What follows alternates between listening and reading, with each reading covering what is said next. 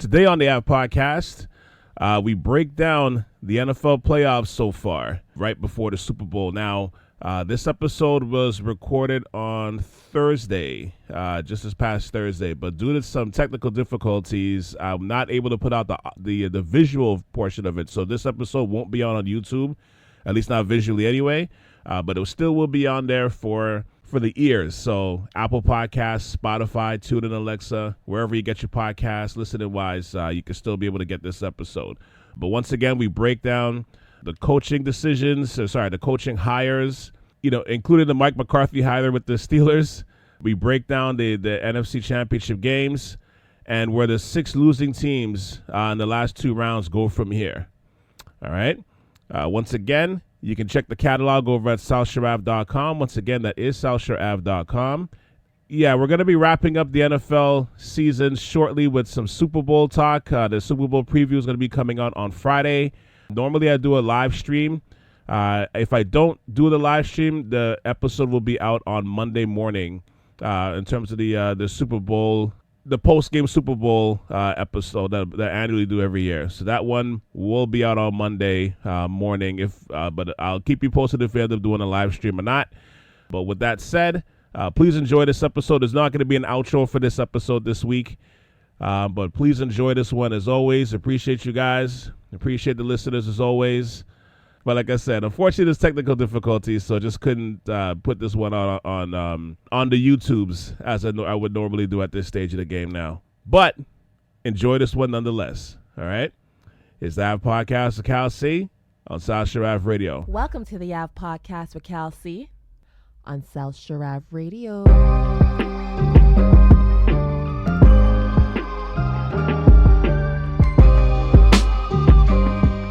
Welcome to the Ave Podcast, where I'm joined by the South Shore family members at the stage of the game. Please welcome Mr. Roger Calendar, Mr. Carrie Joseph. How you guys doing today, man? Yes, sir. Good, Cal C. Good, man. Big Roger, what up?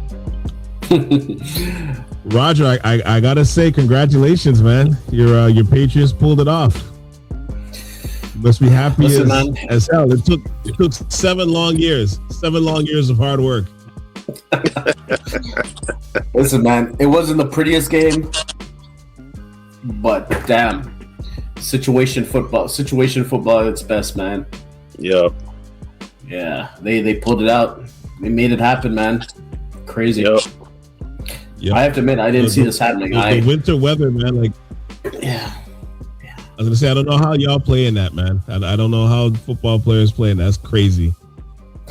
Listen, man, I played a game like that one time when I was a lot younger, and man, halftime we had to go in. We had to change all our clothes, put on new socks because everything was just drenching wet and cold.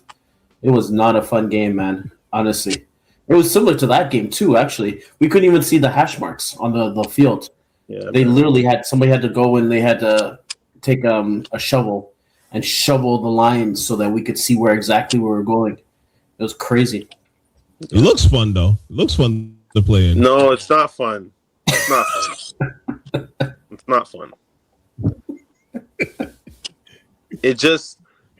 But the cold signifies championship time.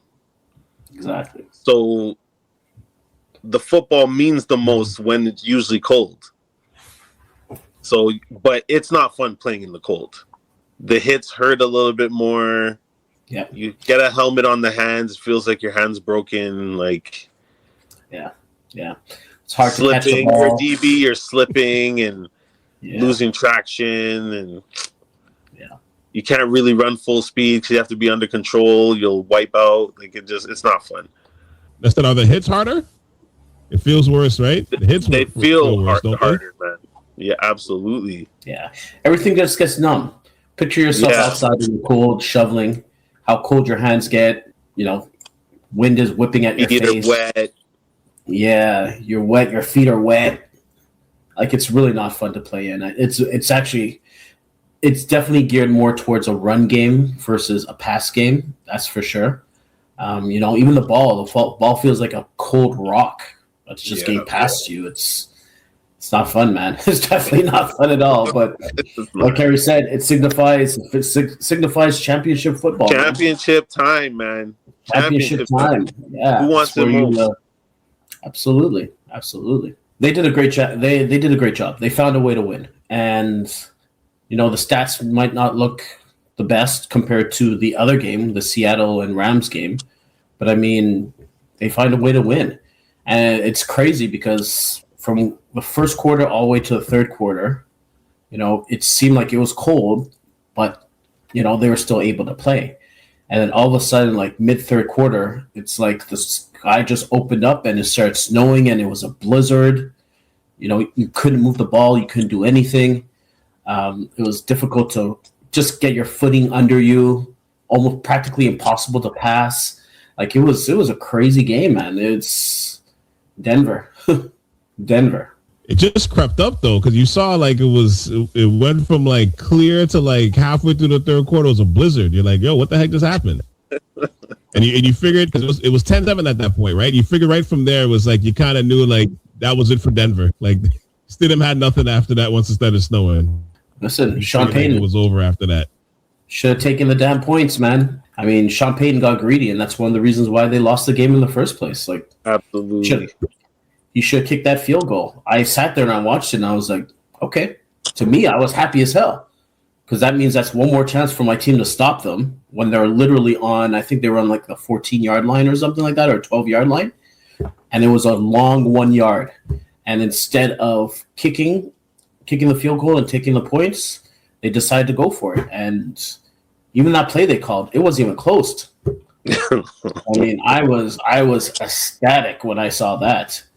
Because at that point, the Patriots really weren't playing that well. I mean, they weren't playing good at all. The offense wasn't moving the ball at all. If it wasn't for that turnover by Stidham, and then a few key plays in the second quarter, they probably wouldn't have won that game. But I mean, football is a game of inches. And when it comes to situational football, the Patriots are fantastic. Yeah. Vrabel knows exactly what to do at the exact right time. So that's how they won. Yeah. Facts. We were talking about the cold, and we're talking about the Patriots a little bit. I know we're going to get into some football, but let's talk about the elephant in the room, man. Let's talk about Jordan's boyfriend. Let's talk about Bill Belichick. What the hell happened with the Hall of Fame? You guys discuss. You guys go, because I don't get it. I'm not even going to pretend to get it. There's always going to be a few haters, man. Always. Yeah. I think haters gonna hate. Yeah, haters. Hate. It's a hater's ball. And Belichick is definitely. I hate all your guts. Media don't like him. Peers don't like him. Yeah, they're definitely. That's what happens when you win. You're dominant. Pretty much, yeah. It's funny though, because in hearing all the conversation the last day or so, like that there's technically is a process to how this thing works. I know some of it is based on, but I didn't realize that you can only coach. Only one coach a year can go in, right? So if there's certain other coaches that are like waiting on this list, they get pushed down the list longer. And if say like they're in their last year, or second to last year being on the ballot, then they may not have a chance if somebody like Belichick gets in. At the same time, look, if you're taking that long to get on the list, like to make it, then maybe you're not really a Hall of Famer. You know what I mean? If it's taking you 13, 14, 15 years and you got to wait on that list that long, then, it kind of sucks, but it's not meant it to is be. what it is. Like for Belichick not to get on the list, I mean, I'm not sure what else you're supposed to do to be first ballot. And I mean, football and Major League Baseball are the two hardest Hall of Fames to get in. The process is very strong. Like the limits to get in there is super strong, but you can't, like a guy got 8 titles. The man's play call sheet from the when he was a defensive coordinator of the Giants is in the Hall of Fame. The play call is in the Hall of Fame, much less everything else he did in his career. You know what I mean? So like you can, and I heard some of it was like you can blame Spygate, you can blame Deflategate and all that stuff. But okay, but the guy still won 3-4 more Super Bowls after that anyway. Exactly. So what do you say to that? And that's the funny thing, Calvin. Like, I mean, the Hall of Fame is supposed to be merit-based, right? It's not a popularity contest. You know, you don't give it to the prettiest girl. You know, it's supposed to be based off the stats, and it should be based off of the career of the person and not just one moment, one bad moment or whatnot, right? So, I mean, it's just crazy when you look at all the statistics like you just named, you know, 8-time Super Bowl winner, you know, guy's got his whole defensive scheme, his whole defensive playbook was literally in the Hall of Fame, in the Football Hall of Fame. It just makes it ridiculous because if he doesn't get in, then who should be getting in if that's the case, right? Yeah, it makes no sense to me.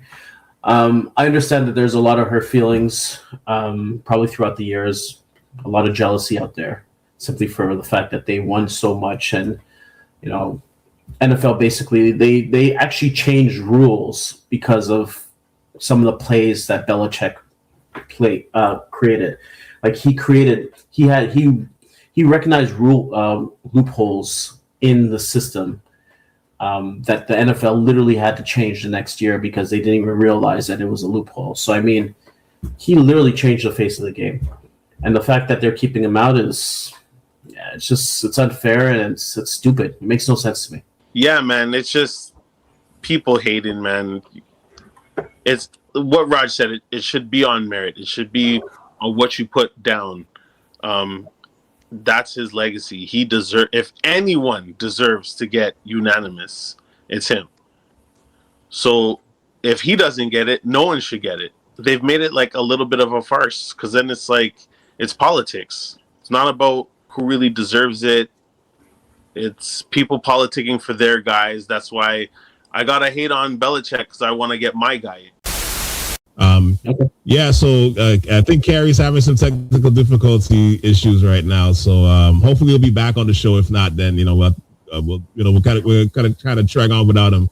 If he can't get him one more time. But back to the Belichick thing. I mean, Roger. I mean, is there a way that we can know which people voted from? Like that's the thing. I think. I think that's the coward thing of when these things happen. Like you don't get to face the music, so to speak. You know what I mean? When you make these decisions, and it's not like you want to throw stones at these guys either. I mean, your decision is your decision, but It's just that you kind of get to throw stones and hide your hands at the same time. You know what I mean?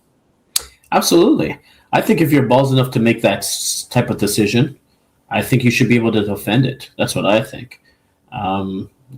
Let everybody know why exactly you didn't vote that way, right? This isn't some sort of hidden ballot, some clandestine, ballot going on with people just, putting in these secret votes. I think it should be out in the open. I think everybody should know where you stand. I mean, if you're going to keep him out because of Spygate or because of, I don't know, Deflategate or whatever other gate you could come up with, then be man enough to back it up and say so, right? No, facts. Because like I said, I think what was he, a vote short or something like that? Like it's, either way, it's nuts. But I mean, it's football though, because you've seen some guys who you thought for sure was first ballot Hall of Famers, and then all of a sudden you're like, what? Like Terrell Owens is a big example. Like perfect example. He never got in first ballot. That is insane. You know what I mean? It didn't matter what kind of person he was, because listen, you have drug users, domestic violence abusers. You have all kinds of different people and characters. I mean, there was a murderer that's in the Hall of Fame right now. You know what I mean? Well, and they get in first ballot. So, yeah. So what is it about really? Yeah. I think they just need to plain change the format. That's what I think. I think it should not be a popularity contest. It should be based on merit. And I mean, yeah, because there's no reason why Terrell Owens should have. He didn't get in until maybe 4 or 5 years down the line, and this is after people were complaining, fans were creating an uproar. Yeah, like I mean, statistically, there's Terrell Owens was one of the best wide receivers in the NFL, and truth be told, a lot of the drama that happened around him it wasn't just him by himself. It wasn't just him in a vacuum, right? So I mean, you need to take that out because no NFL player is perfect. So if you're trying to look for the perfect player, it doesn't exist. No, I mean, think about it. Remember even Chris Carter? Like, Chris Carter took like 6-7 tries to get in. You're like, man, I used to watch Chris Carter like most of his career. And I are one of the best wide receivers that you were watching week to week. Like he was in the top 3, if not top 5. Even later in his career, he was still like a Pro Bowler wide receiver.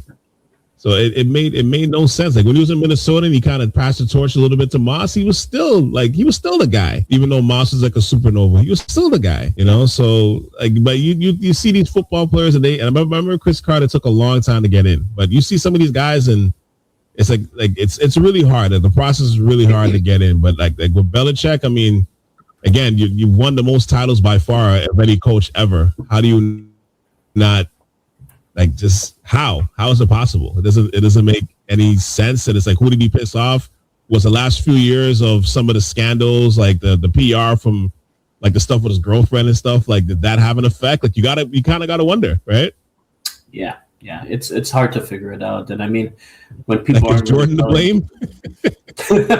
I think you blame it on Jordan, man. I think Jordan's the one who created all this drama. No, I don't know, man. It's weird. It's one of those things. I mean, you know, they can't keep him out of the Hall of Fame. It's sad that it's not going to be first ballot, but at this point, it kind of is what it is. I still think they need to just reformat that whole process. And it looks like they recently reformatted it too. I think they said it would reformat back in 2025, like last year. Yeah. I don't know. They need to look at that. That's true. Yeah, it's bad. Like it's a bad look for the league because I mean it's funny because they say no press is bad press is still good press, and some of the backlash they've been getting from across all sports, from athletes, actors, like different things. So it's like it's a bad look, but at the same time, like the NFL always finds a way to just, you know, dust his shoulders off and keep it moving. So it's like it doesn't really hurt it at the same time with all this bad publicity for the Hall of Fame. I don't know, because it just seems like they just kind of dust it off. But I think that the only thing that's bad is like this draft, this Hall of Fame class is forever going to be associated, especially the nominees that get in. They're forever going to be associated with the guy that didn't get in. You know what I mean? So this is going to be the class that Belichick didn't make it in. You know what I mean? So it's like you're kind of taking a little bit of shine away from them. I say a little bit because you're still a Hall of Famer. That's not gonna hurt you at the end of the day. But like it takes a little bit of shine off. You know what I mean?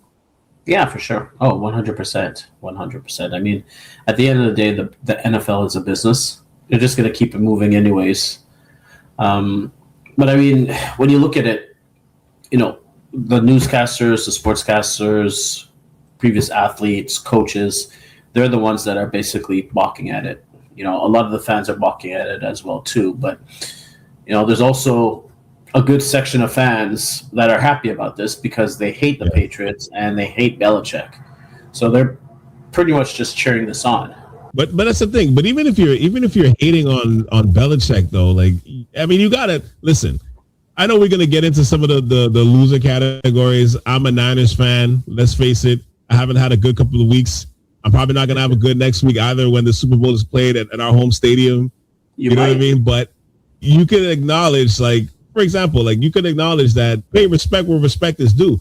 Listen, I rooted against the Legion of Boom, but secretly, like, I thought those guys were dope. If they weren't in my division, I would love the Legion of Boom, but they were in my division. So I didn't, you know, I don't have this much love for them. But if you're asking me if those guys should go in the Hall of Fame, I'm going to say, yeah, they were amazing. Yeah. You got to call a spade at the end of the day. Absolutely. Absolutely. You have to put your prejudice aside. You have to recognize greatness. And regardless of what sport it is, regardless of if they're not on your team or not, you still got to recognize it, because you never know when you're going to ever see it again. That's my whole thing, right? Yeah, he doesn't grow on trees. You know what I mean? Like think of the amount of active coaches that has more than one ring in the NFL right now. Other than, like, what is it? Just Andy Reid? He's the only one, right? I believe. I think Andy Reid is the only one. I think so. The only one, only active one that has more than one championship at this point. Sean Payton, Mike McCarthy, 1-1. Yeah, that's it. It's a very it definitely doesn't happen too often. And I mean, he's part of a very exclusive club, that's for sure. And I think he was also the coach of the year three times within his career too. So I mean, that's hard to do as well. I mean, at the end of the day, like, because I laugh at the Steelers selection because with them picking Mike McCarthy as their coach, like moving along to active coaches, like now he's back active again, and you know, we always joke about how these coaches just get recycled. It's comical to me. But at the very least, he at least won one ring. You know what I mean? He probably will still have a chance to go in the Hall of Fame at some point, just on a couple of Super Bowl appearances. You know what I mean? He does anything with the Steelers, he's definitely going to get in. And that's if he wins. That's if he wins an extra one, and that'll just be two. Yeah, Calvin, I can't explain that one, man. Like, the Steelers have such a great track record with their coaches. Hell, they've only had two coaches in the past, 30 years? Mike McCarthy is like, this guy's getting passed around like a joint guy. You know, this guy goes from Green Bay to the Cowboys, and now he's a Steeler. It's like, fuck, man. Yep. I know there's other coaches out there. Like, why don't you give a young coach a chance? Like, I did not see that one coming. I have to admit, I did not see that coming. I don't know, man.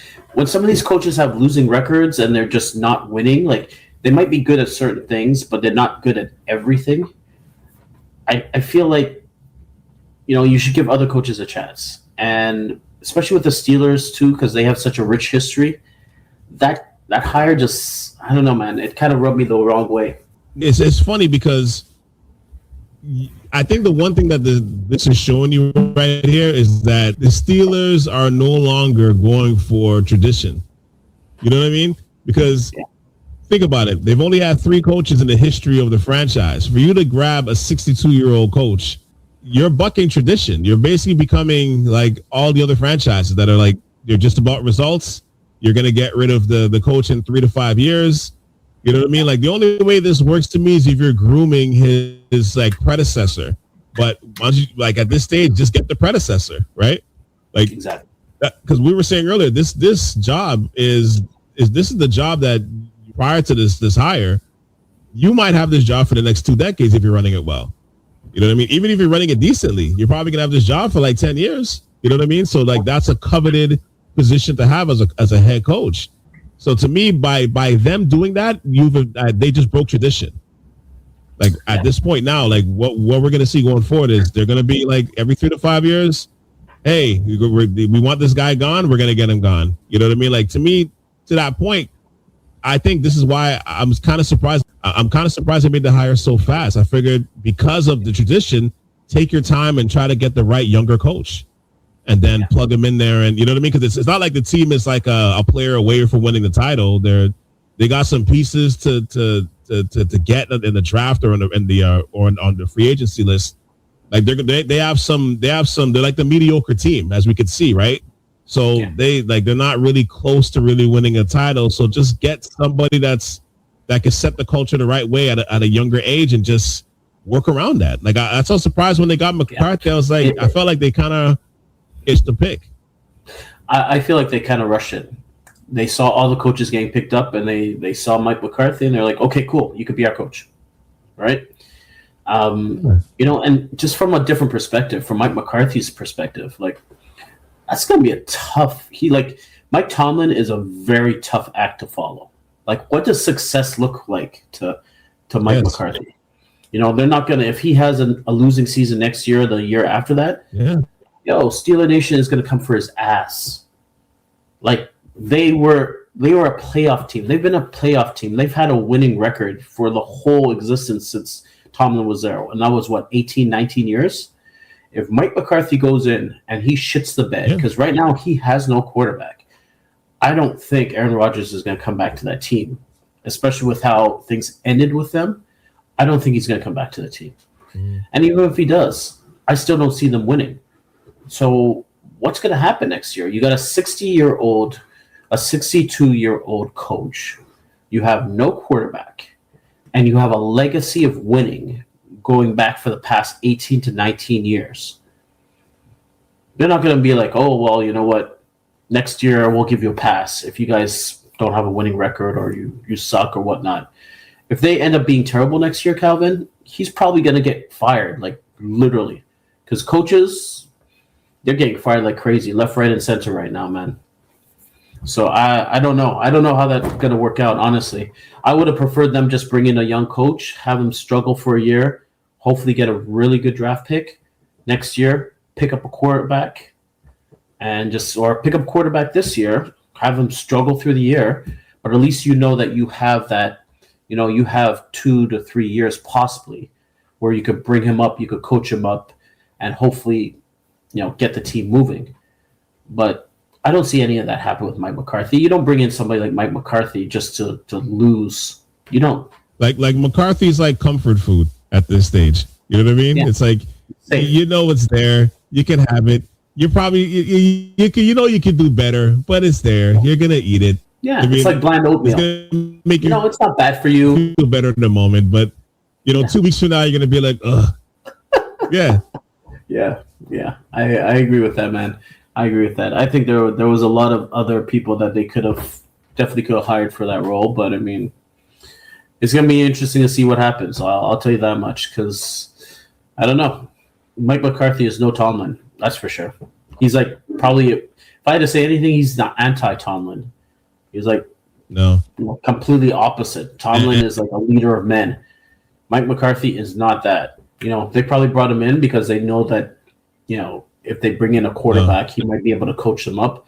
But aside from that, and the funny thing is, though, he got to coach 3 flagship franchises for the league, right? Pittsburgh, Dallas, and Green Bay. Like to have that on your resume in itself, I mean, that's crazy. You know what I mean? I'm not saying he doesn't deserve it because, I mean, obviously, like I said, this is comfort food, man. It's like eating a burger. Like, you know what I'm saying? Like, this isn't a home-cooked meal. You know what this is. It's going to feed you. It's going to make you feel good in the moment, but long term, is it going to do well for you? We kind of know the answer already. We've seen this story before, right? And at some point, you have to look at his track record, too. I mean, that's the one thing I don't understand. Like, they basically kicked him out of Green Bay. He went to Dallas. He was basically Jerry Jones's puppet for the past, 2, maybe 3 years, I think. They kicked him out as well. And now it's like, okay, Steelers just picked this man up. They picked him up out of the rubbish bin, guy. They dusted him off and said, okay, you're our new head coach. I mean, I don't know. It's kind of, I find it strange just simply for the fact that when you're looking at the league, like look on the popular teams right now. You got Ben Johnson with Chicago. You got Vrabel with the Patriots. You got what's his name with Seattle? The new head coach for Seattle that just started this year, rookie head coach. Mike Macdonald. Mike Macdonald. Like all the teams that are coming up, they have new coaches, and they have new coaches. They have a quarterback, and you could see they've developed the team. Mike McCarthy is not that. He's not something new. He's not new and shiny. He's not a great play caller. He's not a defensive guru. He's great with quarterbacks. I'll give him that. But aside from that, I don't know. I don't like it. And that's like with Pittsburgh. I'm like, you remember when all the fans were chanting for Tomlin to get fired? I'm like, this is your king? This is the guy that you wanted? This is what you was rooting for? Like, good luck to you. Yeah. Good luck with you guys. Like I said, it's gonna be interesting to see what happens next year. That's for sure. And then also too, because I mean, obviously the Pittsburgh was one of the losing teams in this playoffs this year, obviously. But with the 6 latest losing teams in the playoffs in the last 2 rounds, where do those losing teams go from here? And fuck it, I'll start. Like I said, I'm a Niners guy. Am I happy to see Seattle in the Super Bowl? Probably not. Am I bitter that 2 of my division rivals were fighting for the right to go to the NFC to win the NFC Championship? Yeah, I'm about 150% bitter. I'm not gonna lie to you. How could you not? At all. Yeah. But you know what? At the same time, though, this is something I was saying though, that like I felt like the one that's going to represent the NFC is going to come out of the West. It just felt like one of those three teams was going to do it. You know what I mean? And like I said, I got to call spade a spade. Roger, I didn't know, like I said, we discussed this before, I didn't know Seattle's defense was like that, man. Like, it was good. I knew it was good, but I felt like, you know what I mean? At the same time, too, it's like they were hot towards the end of the season, but it's like I felt like their defense just, man, it kind of felt like they almost went another level the last, like, month. Yeah, for sure. I definitely agree with that. I didn't think they were that good neither, to be honest with you. But, I mean, seeing them play, they have it all, man. Their DBs are solid. Their linebackers are excellent. They have good pass rushers. Their lead D line is pretty good as well. They're overall they have a great defense. Surprisingly, I didn't think they were that good, to be honest with you. I watched a few Seattle games, and I did see, Darnold, especially towards the end of the season. I saw Darnold kind of had a few moments where he wasn't playing his best football. Like he's one of the few quarterbacks in the league that has, he has over 14 interceptions. I guess he has like 4 or 5 fumbles. Like he does turn over the ball quite a bit. Yeah. But the past couple of games, he's played really, really well. Like he played LA very, very well. Like 400 yards, 3 or 4 touchdowns. Like he played really, really well. But Seattle's all defense. I can't say they're the Legion of Boom because I don't think they're that good, but they're definitely good enough to win a Super Bowl and good enough to beat a lot of good teams. So. And it's funny because Steve Young, he was on PTI earlier today, and he did say something that I agree with, where he's like with the Seahawks, he feels like they're just discovering how good they are.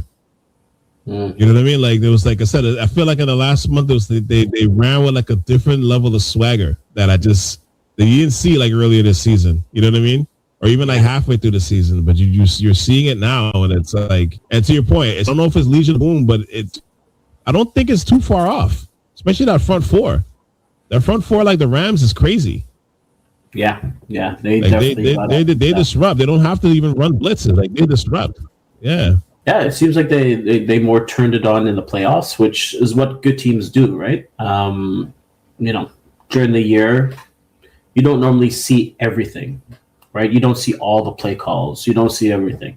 But once you get to the playoffs and it's either win or go home, that's when these teams go all out. And that's where you see like the best teams kind of rise to the top, right? Yeah. Yeah, because I'm like, when I look at the losing teams, I'm like, to me, I'm like, it's interesting because I think with the Niners, they gotta figure out some things. Health is definitely one thing. Yeah, I don't know if the quote unquote rumors are true. Like if the rumors are true, and I don't know, you might want to figure it out too. And I'll allow the people listening and watching to you could look that up on your own to see what I'm talking about, but. But I feel like all the losing teams the last couple of rounds, like all of them they're just in tinker mode. They're not in like rebuild. Oh my God, we got to tear this down. Like all of them are in a position kind of stand pat and just kind of make sure Stafford's healthy. You got to just make sure that the secondary, maybe tighten up the secondary a little bit. Who's the other teams? Texans. Houston, same thing. Just get an O-line, get a couple of strong line. Stroud, make him stop seeing ghosts that he's been seeing the last 2 years now. He's starting to hit like I was telling a friend of mine, he's like he's becoming the Ozzy brothers. He's hearing footsteps in the dark. Like this is where this guy's becoming right now. Yeah, no, I was gonna say the one thing I can say about CJ Stroud is watching that game where they went against the Patriots, I felt sorry for him. I did, honestly. And I know Patriots are my team, and I love to watch them beat on anybody, but I just felt that everything was kind of put on him. Like, I mean, for instance, you're a quarterback, a third-year quarterback, you're in the playoffs. Your O-line is about 25th in the league in terms of their ranking. Your starting left tackle, he's out. So they have the backup in there. The backup gets injured within the first quarter. So they move the left guard over to the tackle, and they bring in the backup left guard. On top of that, your number one wide receiver, Nico Collins, he's out. Your number one tight end, he gets taken out within the first quarter. There's no run game, basically no run game, because the Patriots, they basically destroyed the offensive line to the point where there was zero run game. And then everything's left on you all by yourself. Like, I mean, people want to blame him, and I get why they blame him because he did not play well. But this guy had pressure in his face every single play, right? His wide receivers weren't getting any separation. He basically had his third, fourth string wide receivers in there. And I don't know, just the flack that he got over that game, I don't know. I felt bad for him because I'm like, you didn't really give this guy much to work with. Even right from the O-line, like his O-line was terrible. And you and I, we've spoken about this over the past couple of years. Like they've traded away his O-line to the point where he doesn't really have any all-stars left. And I don't know what they expected to do. The whole reason why they were inside of that playoff game was because of their defense, and that was it. Their defense was that good, that dominating, but it had nothing to do with the offense. I think what you saw with Stroud was 2 years of accumulation of footsteps. Yeah, you know what I mean. At a certain point, you're starting to see quite there at times, even though he's still solid, but it's affecting his decision making at this point now. You know Absolutely. what I mean? Absolutely. It's, you know what? It's funny because when I think of how do you ruin a young quarterback, the Texans did basically everything they could do to ruin this guy. Honestly, they traded away his O-line. His wide receivers have been in and out of the lineup, in and out, in and out. They brought in Stephon Diggs for a year. Stephon Diggs did really well. They ended up getting rid of Stephon Diggs at the end of the year. You know, Tank Dell was in there. Tank Dell got injured. Tank Bedell hasn't paid for a year. You know, Nico Collins keeps getting injured. He's in and out of the lineup. Like, there's no stability to that offense at all. And now they've fired their OC, and they're bringing in the third OC they've had in the past 3 or 4 years. So, I mean, I don't know. I don't know what they were expected from CJ Stroud. I don't know what they were expecting. I mean, obviously he did not play well, and I'll give him that. A lot of that is on him as well. But I don't know too many quarterbacks that could play with under that much pressure and be successful. Yeah, I mean, to your point, you're right. Like they left a lot on him, and then even the same thing with the Bills. The Bills are in a position where it's like tinkering, right? Like they just got a new coach. They got to get a number one wideout. They got to get somebody on the outside because their tight ends seem to be solid now, but they need a number one. They need a number one. Badly. They need a number one wideout. They need somebody on the outside or just a number one wideout that just takes pressure, just puts everybody else back in there. Because, like, I still think they put too much on Allen. You know what I mean? He's got to share that load. I think they put way too much on him. Like, as good as he is, he does way too much. I agree. You know what I mean? So maybe the next coach could come and fix that. Hopefully. I think the Bills are another team that are basically, a few pieces away from definitely getting to the big game, getting to the AFC Championship.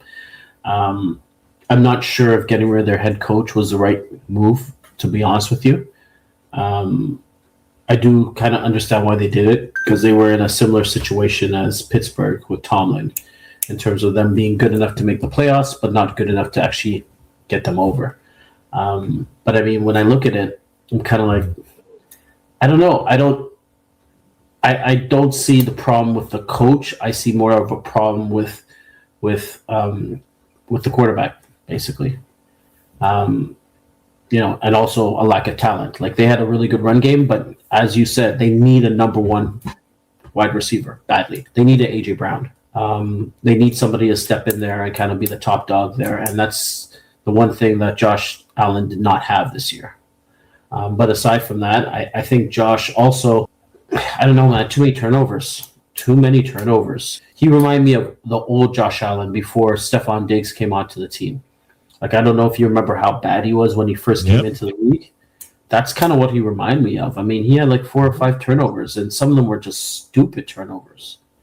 Getting stripped on like the 12-yard line with 10 seconds left, and this guy holding the ball like how you're holding a piece of like a loaf of bread. Like, I mean, just stupid stuff like that. I feel like those are just mental errors that this guy needs to push through. Like, he literally got his coach fired because I'm pretty sure that was the last straw. So I don't know. They promoted the OC. They made the OC. So I don't know how that's going to work out, but I still think that they're going to be in contention. They just need a few more pieces. Yeah, no, for sure. Like, the window's still there for them, but it's something we had this discussion before. But I always say, like, when it comes to winning, it's that window's there. But in professional sports, the window's never open as long as you think it is. So when you're there and you can get through the window, go through it. Go through that sliding door, because next thing you know, there's a screen there, and then next thing you know, the glass is there and it's locked. Yeah, you know what I mean? Like, sports, like I said, you think of all the teams in the past, and you see, like, oh man, these guys had this 10-year window. They're going to be good for the next 10 years. They're going to win a bunch of championships, and then 5 years later, the whole team is stripped down. You know what I mean? Yeah. And it's worse in football, because football is an injury away from just making it even worse. And football is the one sport too where you can really get good in like a year or two, depending on the moves you make, right? So, but it's like but the window's never open for long. Like I think once you have a chance to take advantage, that's why with Buffalo, it's like try to rectify this soon, even though Allen's in the prime of his career, so that's why the window's open a little bit longer. But again, all it takes is an injury, a serious injury. So it's like, if you're an opportunity to get a chance to win the Super Bowl, and everybody says it's the best year to do it, but to me, I always said it's not just Kansas City that's going to retool. You have a bunch of teams in the AFC that are like, they're looking good. Yeah. They're looking good. And some of these hires, like, I know everybody's like praising the pickup of defensive guy, and like, Cam Ward's probably going to get better. They're probably going to end up making some moves to bolster some talent around them. And you know what I mean? That's what you're going to want to see. So to me, I'm like, you just don't know who's going to be coming up the pipeline, or you just don't know when that window opens again, like fully, Yeah. Calvin, I agree with you, man. I mean, if you don't believe me, if you don't believe us, ask the Bengals, ask Dallas, ask Baltimore. Like, these are all teams within the past 5-6 years. Right. They were on top. Like, at one point, Baltimore had the best defense and the best offense, right? And look at them this year. They were not good. Exactly. Dallas, at one point, past couple of years, Dallas was on top. Number one offense. Fantastic defense. One and done, right? So, I mean, all these teams have a very narrow window. When you look at players specifically, like the average life of a football player is like 4 or 5 years, right? Anybody who makes it beyond that is an anomaly. But I mean, you have a good 4 or 5 years to basically make your money. It's enough time to get at least one really good contract before either you have an injury or you just plain get old, because it's a young man's game. So, I mean, I heard you saying, especially with Josh Allen, every year we say the same thing. I feel like we had this exact conversation last year, too, in terms of Buffalo. They're one piece away. Yep. And it's, that one piece away, they're just pissing away Josh Allen's prime. It's a great point about Cincinnati, though, because Cincinnati had that window, too. And now most of their salary cap is tied into 3 players, and their defense sucks, and their O-line is shaky. You know what I mean? Like, their offense is good, but the defense is atrocious. And unless they go in the draft and basically, hit a home run on every pick that they make in the draft, like, it's going to take a while for them to get better, at least consistently defensively. But by the time they actually get to do that, now Jamar Chase is a little bit older. Now T. Higgins is a little older. Like, Joe Burrow doesn't even stay healthy that long. So, yeah, it's a tough beat. You guys said you got to jump through the window when you can, brother, because if you don't, where this can go. Like, all of a sudden, you're like, man, I remember when Josh Allen, remember when that guy was like elite? What happened to him? All of a sudden, that's it. That window's gone. Yeah, it's sad, but it's the reality of the game. Anybody who watches the game, they know that, right?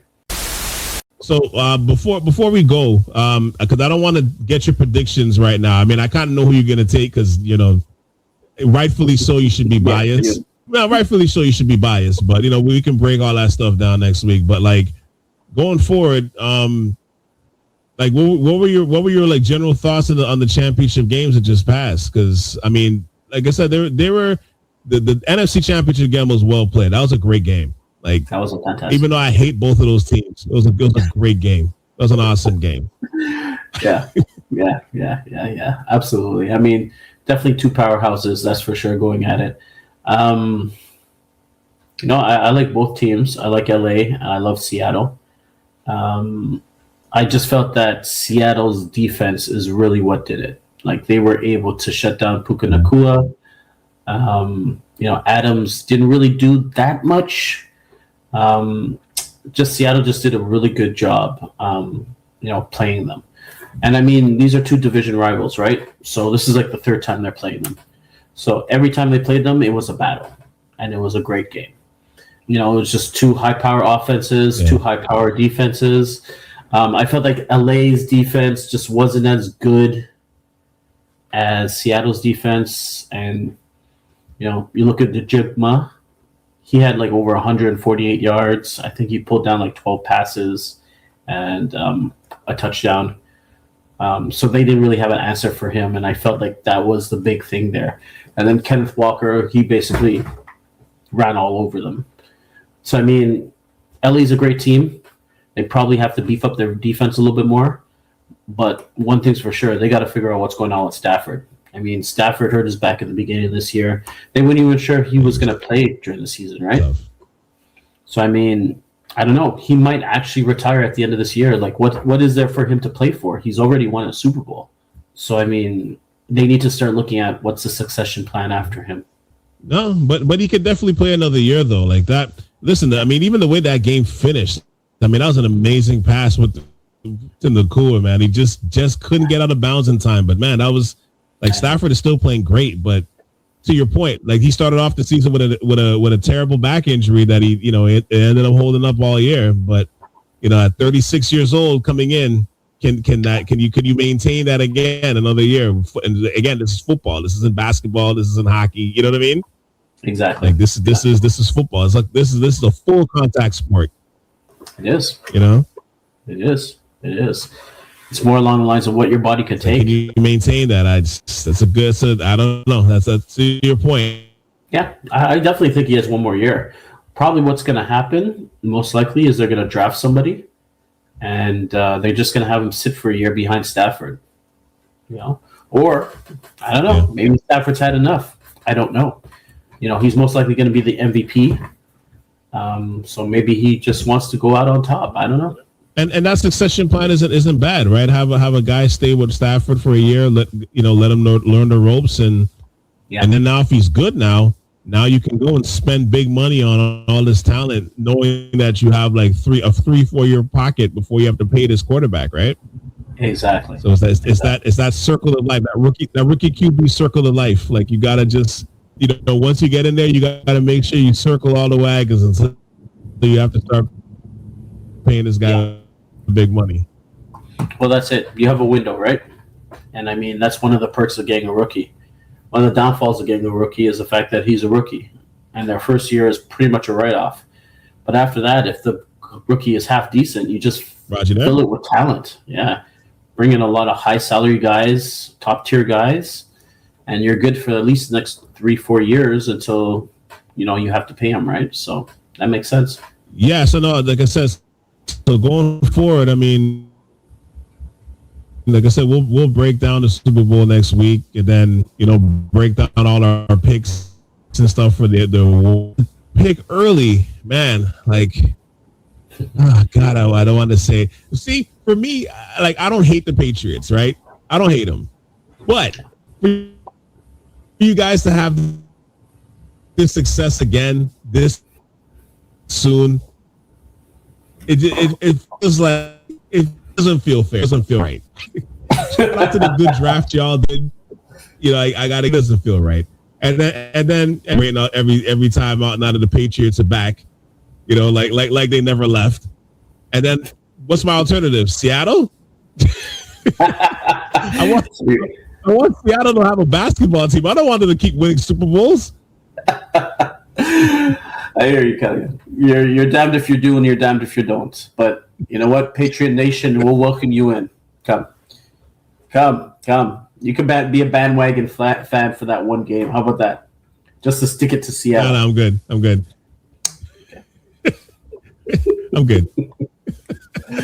Oh yeah. But with that said, though, man, thank you as always for hopping on, man, and talking NFL, man, talking football and everything else. I keep teasing. I'm gonna wait obviously till after the season's over, but we definitely got to get together to break down the a classic NFL, not NFL, but football movie from back in the day called The Program.